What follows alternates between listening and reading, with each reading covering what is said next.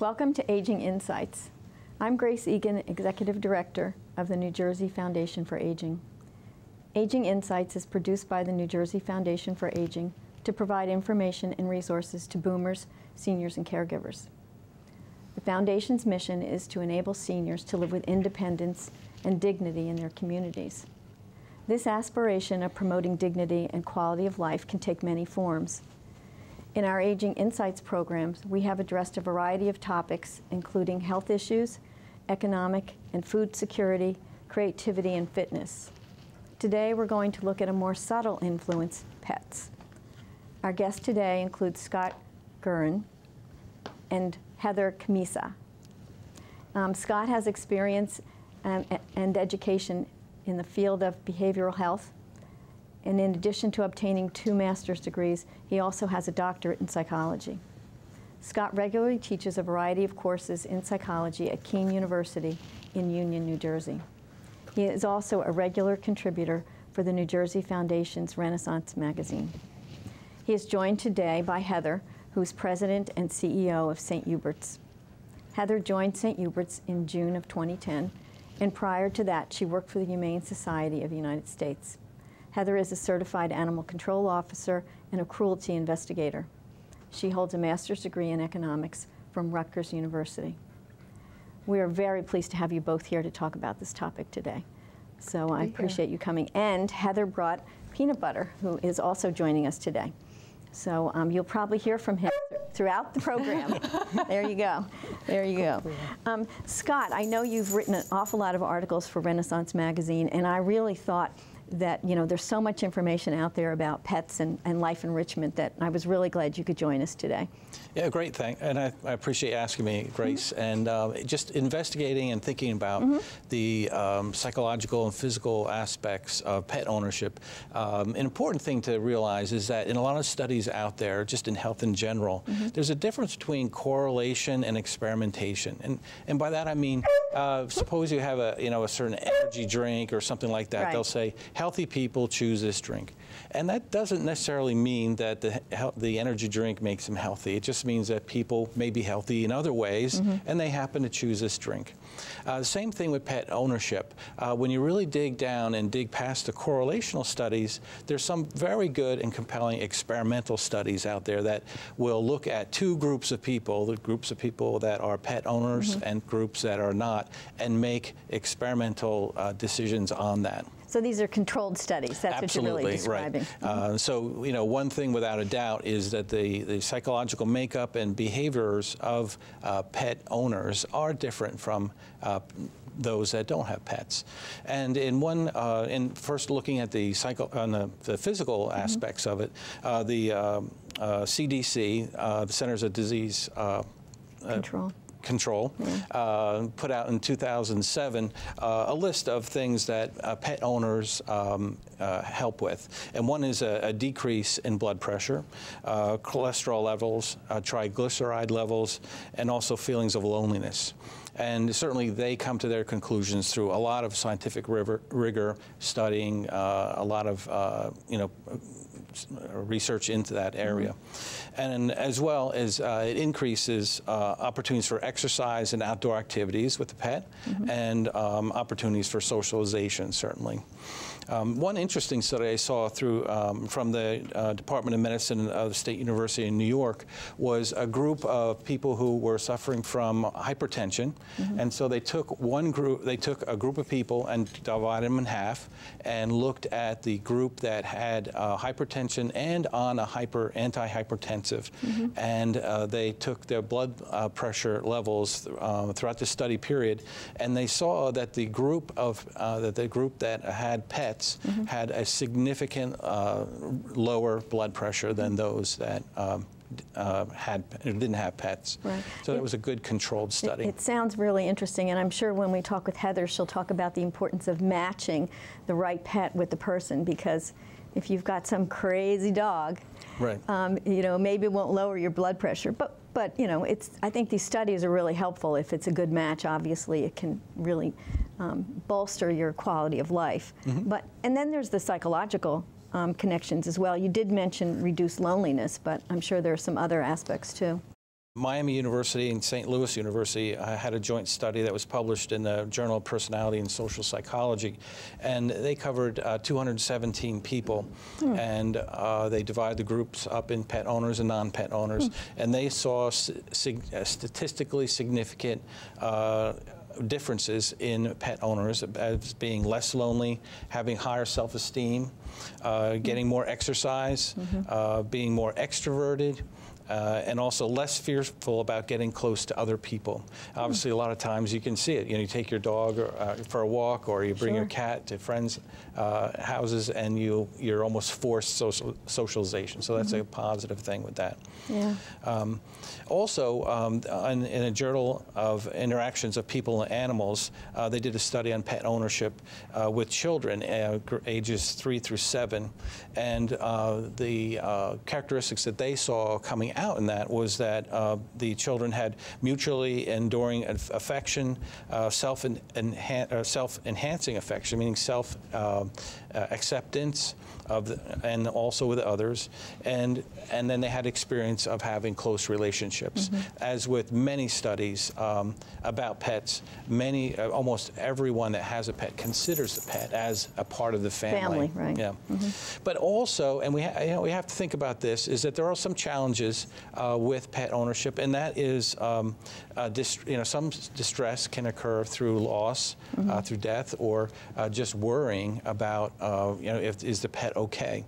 And that is something obviously not a positive emotion, but it certainly is a part of life, and that is certainly a part of the pet experience. It certainly brings a person out of themselves, especially if they're alone, that now they're also caring for another entity, another family member, so to speak, the pet. So anyway. Absolutely, and there's a number of quality of life studies out there that show that people who give, and care for others experience increased quality of life themselves, just because they are giving. There's a reciprocal effect. Absolutely, essentially. Yes. Yeah. And have you had a treasured dog in your life? Yes, we had a family pet, Megan, and she was a black lab, and she lived for 13 years, and I have a picture of her here, and when we got her, funny story, we got her from a breeder, and when we brought her home, we realized that our neighbor had a young daughter named Megan,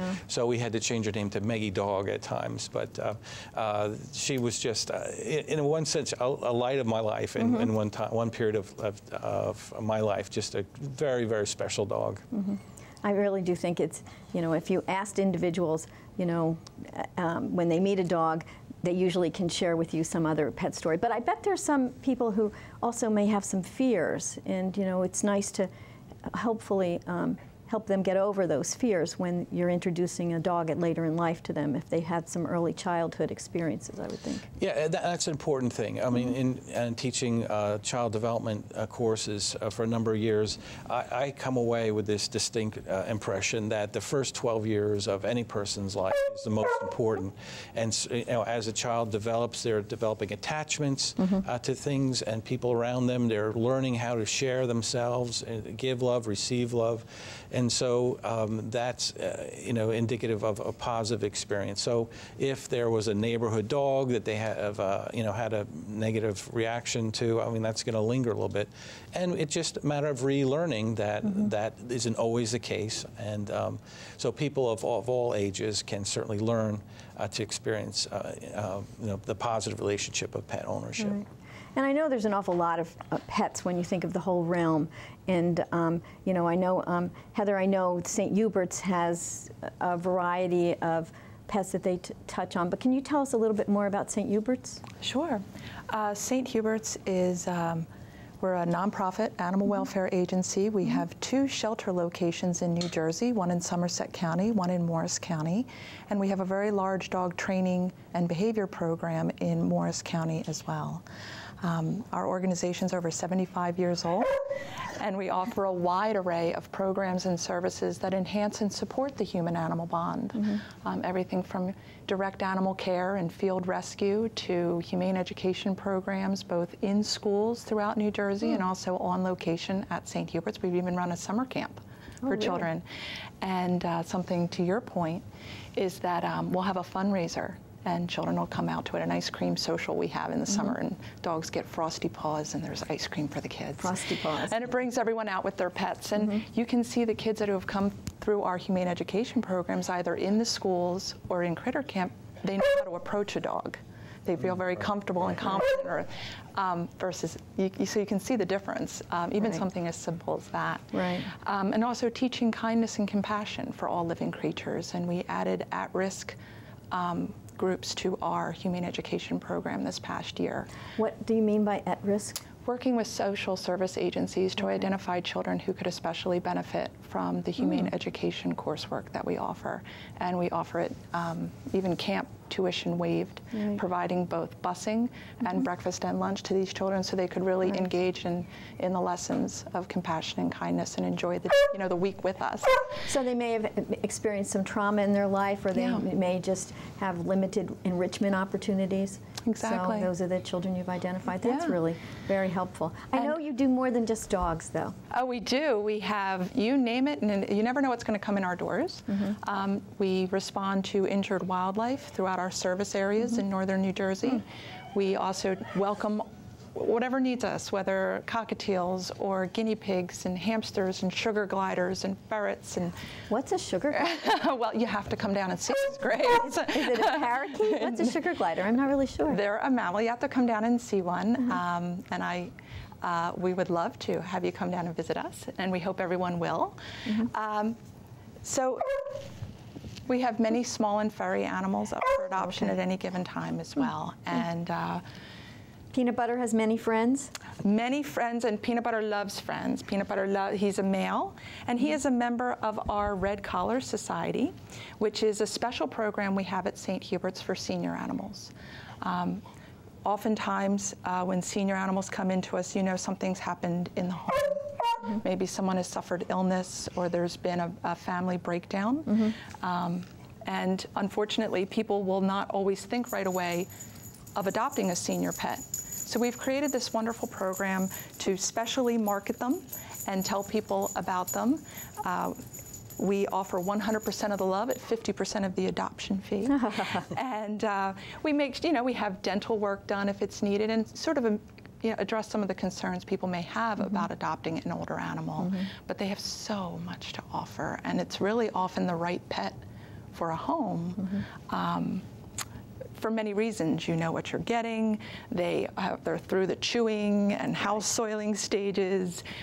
Still tons of energy, as you saw when we brought Peanut Butter in, who was pulling me to the studio, eager to be on TV today. The seniors in our program, and it's cats and dogs that are part of our program, they're often the ones that train our new volunteers. Because the for people walking. volunteers. Yes, isn't that exciting? So when people start dog walking at St. Hubert's, they'll often be matched up with a dog like Peanut Butter, because they're easier to walk, they know the route, they're not jumping, they're not grabbing the leash, they're not doing some of the things that some of the other younger dogs may be doing. So they often get walked so much that I don't think I could keep up with them. So they're in great shape. Great shape. And other programs that our organization provides include things like pet therapy. That's actually a very large program that we run, and so we have 200 trained and certified volunteers with their pets. With their own pets. With their own pets, and we also use shelter animals that have been evaluated and trained for the program. And we make visits to over 82 different facilities in New Jersey. So they may be nursing facilities, assisted care, libraries, schools, to bring pet visitation to people. It's supporting that therapeutic benefit of animal visitation and the human-animal bond, and it's a wonderful program. We're so proud of it. Actually, a colleague of mine, Richard Stefanacci's family, owns and operates 2 nursing homes in New Jersey, Chestnut Hill in Passaic and Forest Hill in Newark. And when I mentioned him I was doing this piece, he got very excited, because he said the pet therapy aspect is very important, and just especially with the cognitive impaired patients and residents. So they use them all the time in their facilities, and I'm sure they probably hook up with St. Hubert's. Yeah, and I was going to say, and we used to do rabbits in 4-H. Right, yeah. And I know they were a wonderful guest when they would go to a nursing home, and people would always, they would love to pet the animals and hold the animals, and oftentimes you'd hear how someone missed their dog. And these may be residents that don't necessarily engage socially with some of the other residents. So it can really break down some communication barriers. I myself have done pet therapy for, oh my goodness, probably nearly 20 years. And I used to go with my German Shepherd, who's now passed for several years. And the nursing staff would tell me that residents who would respond and reach out to pet him were otherwise shut down. Right, exactly. And so they're able to touch us at a certain level. And also for visiting families. You're in visiting with someone and sometimes you run out of conversation and it's a difficult visit. And then that dog comes in and it's, hey Mom, remember Sparky? Remember that time he did this? Remember that time we did that? And it creates this wonderful family moment as well in a difficult situation. So there's many gifts. Even the nursing staff, sometimes they have a really tough job, and I'll tell you, sometimes they're the ones that are so excited to see the animals too. So you always stop by the nurse's station too and give the employees a chance to pet a dog and have a sort of, de-stress a little bit. Right. I'm curious with your visitation program. I think Peanut Butter wants a treat. Oh yes, yes. Well, we have those. Yes, we came prepared. There you go. We sit? Good boy. He's such a good dog. I'm curious with the visitation, is it something that St. Hubert's coordinates for all of those locations, or are there volunteer coordinators in the facilities that kind of take on the role? Well, it's a little bit of both. We do have someone that we liaison with at each facility, but it's a St. Hubert's run and managed program. Once we have people sign up, they're our volunteer, they're covered by our insurance when they go. They're trained and they have to pass a test to go. Because you want to prepare not only the animal for the environment, and we have cats that visit. We even certified a cockatiel a couple weeks ago. So all sorts of animals, like you were saying, bring joy. How long is the training? But also train the person. Well, people can do their own study, and if they're not comfortable doing that, we let them know what the evaluation looks like. We offer a course at our training school in Madison, and so whether they're going to participate in our program or another pet therapy program, it prepares you with things like being accustomed to wheelchairs and walkers and getting the animals accustomed to that and comfortable. Teaching them commands like wait, so that they don't just walk into rooms, because you certainly want to knock and show the appropriate etiquette when you're making these visits. And the animals don't know that. They're excited to see people. So they come around a corner and they just want to walk in to see everyone. So it's a training not only for the animal, but for the pet owner who may not be used to visiting a facility as well, I would think. Sometimes the animals are more comfortable visiting than the person. Sometimes they don't know what to say or what to do. We want to help with that and train them. So we also send them out the first few times with another team so that they're not just thrown out into this environment. So we want to make it a success for everyone, the animals and the people. It's again a program we're very proud of at St. Hubert's. And if people are interested in joining it, we have information on our website, which is www.sthuberts.org, how to sign up to be a volunteer and learn more about our program. When you look at finding adoption settings for someone like Peanut Butter or your other pets, how do you, what kind of match system do you go through? I mean, you know, at this stage of my life, I'm not necessarily, my last rescue dog, well, before the one I have now, was a 65-pound Rottweiler. She was wonderful. She had just had a litter of puppies, and she was sort of a runaway, so she was a real character. But, you know, as, and after having her for, you know, 5 or 6 years, you know, she had a health issue, and I realized that, you know, it wasn't a good match for me anymore, because when she's 65 pounds and not feeling particularly well, it's a big dog. So now I have a smaller dog who thinks, who's more cat-like than dog. He's a real lap dog. And so, I mean, are these, I mean, you know, it's sort of a conclusion I came for myself, but how do you go through the match process when someone says, you know, maybe I do want that Labrador, or maybe I do want that Saint Bernard? I mean, how do you kind of look at their real needs? Sure. Well, we work with, first when the animals come into us, we get to know their background as much as we can. Sometimes when they're strays, we don't know. Our staff work with every animal every day. We do a behavior assessment to, make sure they're suitable for adoption. If there's some things we need to work on in terms of behavior, and sometimes dogs can be a little picky about their food, and so maybe we're working with them to overcome that. And we then do sort of like a personality typing. What kind of home would be the right home for this animal? And so when people come in, and we have a very open, friendly adoption process at St. Hubert, we're very proud of that. What was the theme? 100%, 50%? What was that? Oh, well, for our Red Collar Society, it's 100% love for 50% of the adoption fee. There you go. Yeah, I know. It's very exciting. Yeah. And so people come in and we take them on a tour. We introduce them to the animals. We start talking to them. What are you looking for? Do you have other pets at home? Do you have kids? Do you travel a lot? Do you work long hours? What is your lifestyle like? Are you looking for, here's a classic one, are you looking for a running buddy or a couch potato? Right. Or where on that spectrum do you fall? And then we'll go, you know what? Here's a dog that meets your lifestyle. Because sometimes people come in and maybe they've had a certain breed, you've had Rottweilers. If you came through the kennels and there was a Rottweiler, you're going to stop, right? And you're going to, and that might not be the right match for you at the time. That's right. So that's why we do the personality connection. Yeah, I'm always interested in how a pet is an extension of the person, and you can see it in many types, even in the selection of the breed. Yeah. It can be a projection of the person.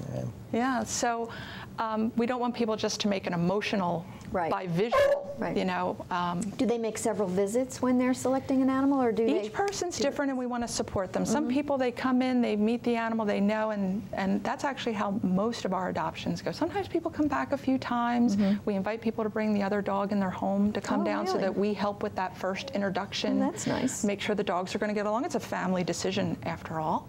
Have the kids come in.